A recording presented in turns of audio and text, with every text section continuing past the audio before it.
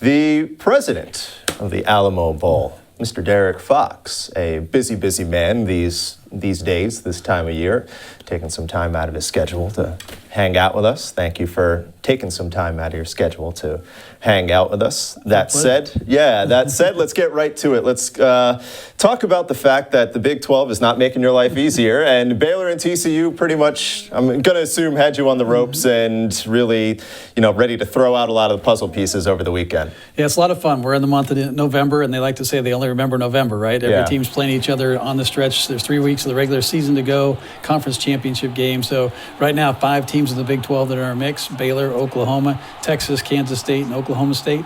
On the other side, we've got 4 teams over there with Oregon, Utah, USC, and Washington. So lots of great options. Yeah, and you mentioned Texas, you mentioned Kansas State. That's another game right there that kind of threw off the equilibrium a little bit. So you talk about those Big 12 teams that you do have, the 5 that you just mentioned.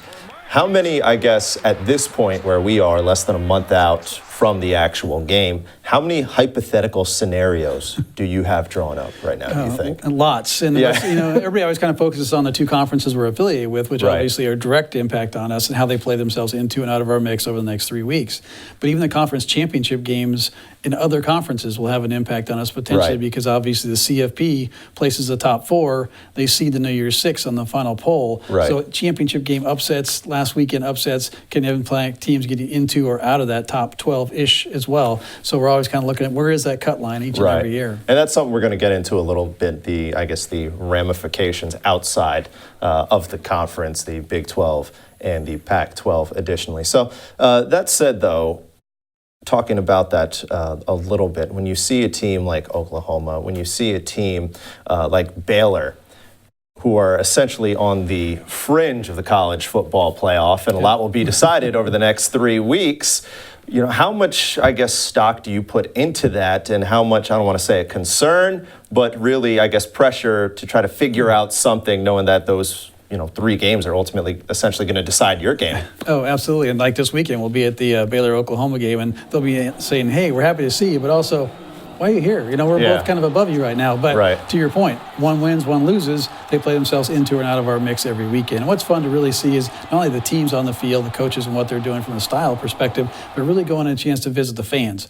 What are they going to do? Are they really going to come to San Antonio, follow that fan base? Because not all records are the same. It seems one team having a great year, other team may be a little bit disappointed, and then also how they finish. Are they in the CFP and then fall out, or are they on the outside looking in? So that's kind of interesting to see how the teams finish too. All right, so we touched on the Big 12, couple minutes. What do you say we touch on the Pac-12 side of things? Sounds good. Welcome back.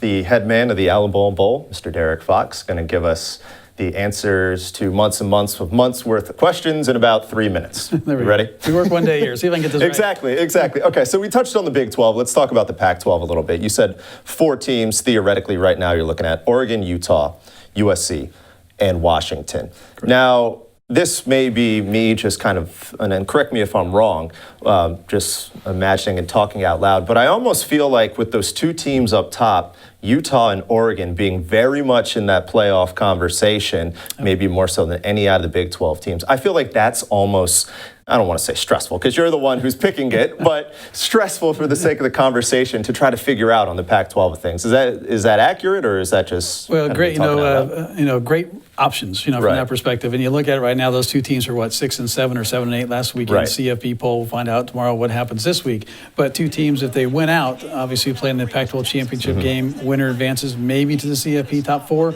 maybe not. Obviously, if they do move up, the second team in that case goes to the Rose Bowl. So we've got teams playing for CFP, Rose Bowl, and possibly in our mix, or even below if they lose a couple coming down the stretch. So that's how close all this is. It makes it exciting. Each and every weekend, there's a new dilemma and scenario, as you say, that you can kind of play out. No, absolutely. I can imagine. That said, though, we mentioned before that we were going to talk about the hypotheticals in other conferences, and you mentioned, that there's a legitimate chance of Oregon or Utah, if they do run the table and play each other, one of those is going to be undefeated and in that conversation. So we'll throw out a hypothetical here. Alabama, of course, lost to LSU over the weekend.